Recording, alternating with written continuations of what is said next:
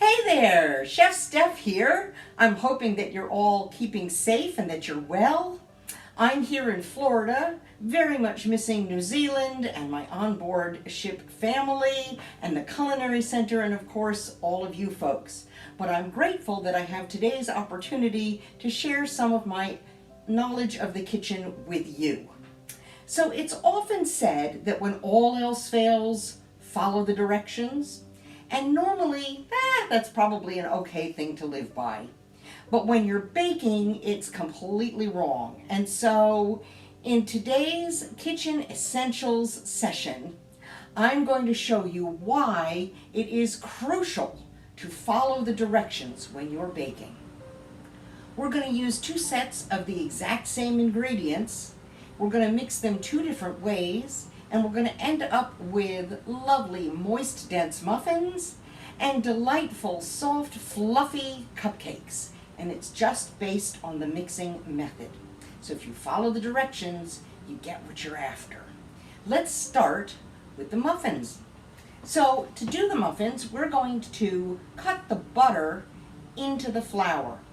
So I have a bowl of flour here and I have some butter. I also have some baking powder. I'm going to just sprinkle the baking powder in with those dry ingredients. Now, to cut the butter in, you can use a cutting board and a knife and just dice the butter into small pieces and put it into the flour. You could break the butter apart with a fork, you could break it apart with your fingers, or you can do a trick that I learned when I first moved to New Zealand and I was desperate to find out why their scones were so good. And then they showed me. We have some very cold butter here and a box grater. And what I'm going to do is I'm going to grate the butter into the flour. And this is brilliant because it's nice and easy and it puts the butter into little pieces straight away. And the reason that we want to coat the butter with the flour is that we want the bits of butter to be suspended in the batter so that when it's baking, they can melt in, impart their beautiful flavor, and leave nooks and crannies where they once were. So that gives you some nice texture for your muffins. All right, let's make sure that we don't grate our fingers and that we get all of that lovely butter into the bowl. Great. Okay, so now my butter is in the flour. You could be tempted to mix this with your fingers. That is very tempting, and I understand it, but the problem is that if your hands are warm, you're going to make the butter very sticky, and that's not a good thing. So, to cut the butter into the flour, you can use 2 forks. This is usually the method that people will use. If you don't want to do that, you have another option, which is you can use 2 knives, and you can literally cut the butter into the flour. Again, what we're looking for is to coat the little bits of butter with the flour so that they're all incorporated. If you don't want to use the fork or the knife, you can use this handy dandy tool. This is a pastry cutter. This one belonged to my grandmother. And you just rock it through. I much prefer this. It's much easier to use and it's kind of fun. Again, what it does is it cuts the butter into small pieces. It coats them in the flour. You don't want to do this with your hands because you don't want to warm the butter because that might create a glue. You definitely don't want a glue. You don't want a dough. You just want the flour lumpy with bits of butter. If you make a glue, by the way, and this is not a scientific fact at all, I'm pretty sure if you make a glue from butter and flour, then you eat it, once you've digested it, it sticks like glue to your thighs. So let's avoid that and just go for nice lumpy flour and butter together. Now that this has been done, we're going to add our liquid ingredients, and I'm going to start with sugar. Now you may think to yourself, hang on, sugar's not a liquid. But in fact it is. It's a liquid in the same way that ice is a liquid. The crystals of the sugar, when they hit moisture or they hit heat, become liquid. And so sugar is a liquid, and when your recipe says add the liquids, that's where it goes.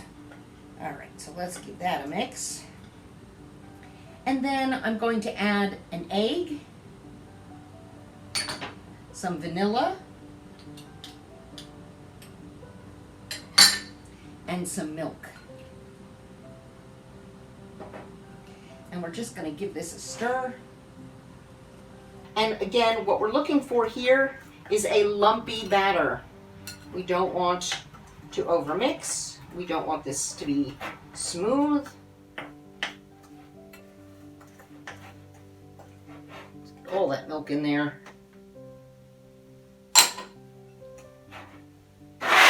Way.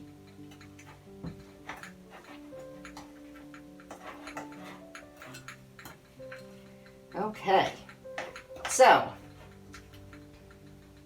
as you can see, this is quite thick and quite lumpy, and it's perfect for muffins. Okay, so now that we've finished preparing our muffin batter, we're going to do the other mixing method, which is the one that we're going to use for our cupcakes. With this method, instead of combining the butter with the flour, we're going to combine the butter with the sugar, and we're going to cream it together. Another word for creaming is smushing. So I have some room temperature butter. It's going onto this lovely mixer. This mixer was a wedding present to my parents 62 years ago. Holy cow. They're still together, and it still works. Okay. So first I'm just going to make sure that the butter is soft, which it now is. And to this we're going to put in the sugar. Now I'm just going to scrape down the sides of the bowl.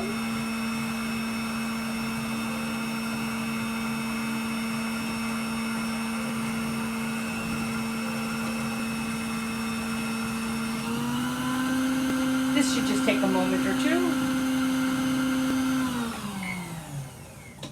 So when we're creaming, the butter has now encircled or encased the sugar.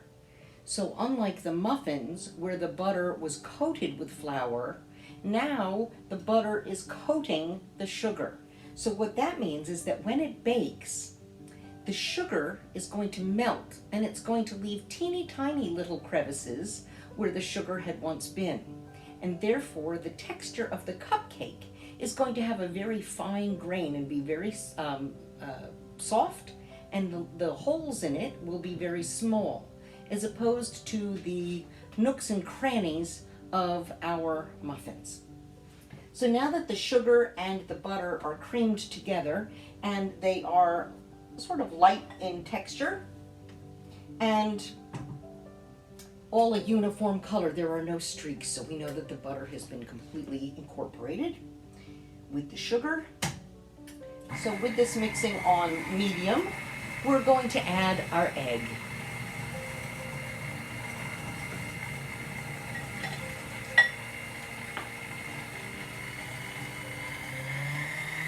And up it goes. I'm going to scrape the sides of the bowl again.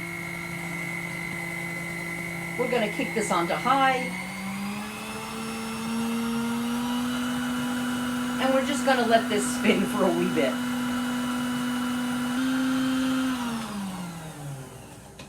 Okay, so now what's happened is the beaters have now whipped in the egg, which has protein in it, which adds structure. And because we whipped it on high, this now has a lot of air incorporated in it. So not only is the sugar going to help us with the texture, but the air is going to also help to make this a light and fluffy cupcake. You'll notice, maybe, that this is nearly the consistency of whipped cream, which is perfect. It's just what we want. So with the mixer off, I'm going to incorporate my baking powder and half of the flour.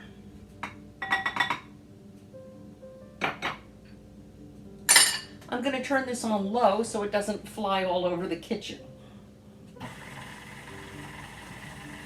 So keeping this on low, now that the flour has incorporated, I'm going to add my milk.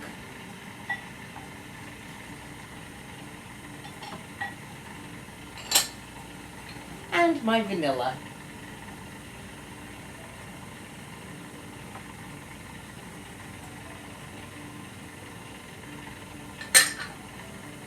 And again, get the sides of the bowl re-scraped. I'm just going to kick this up a little higher.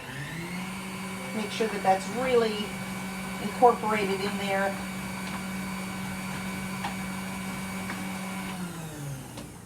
And now we're going to take this batter off and add the remaining flour.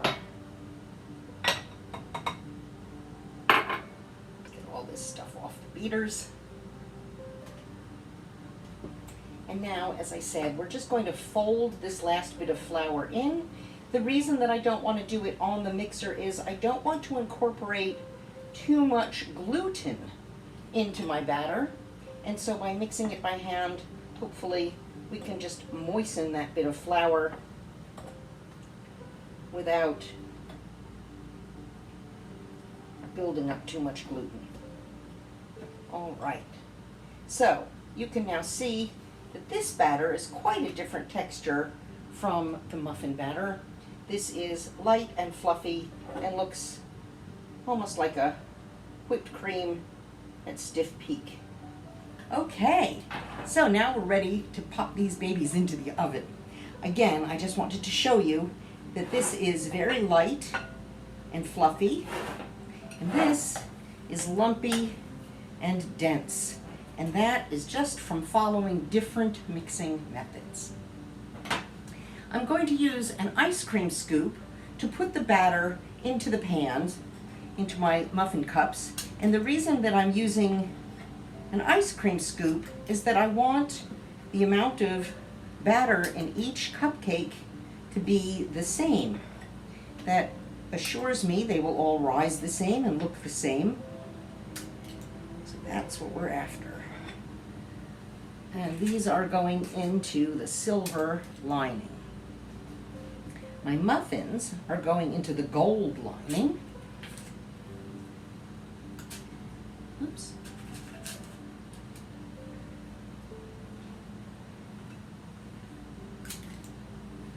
And now we can just pop these into the oven.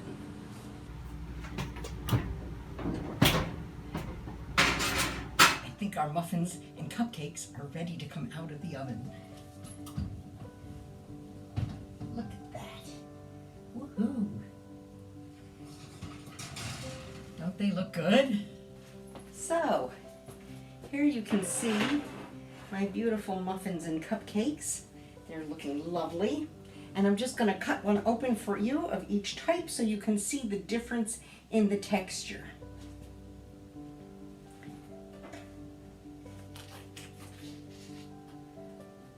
Okay. Oh, gorgeous. Can't wait to eat it.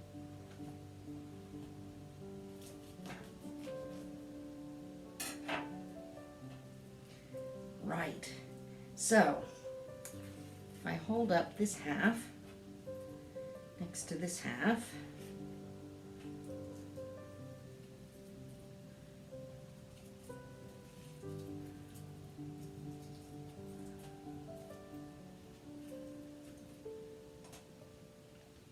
you can see the difference in the texture.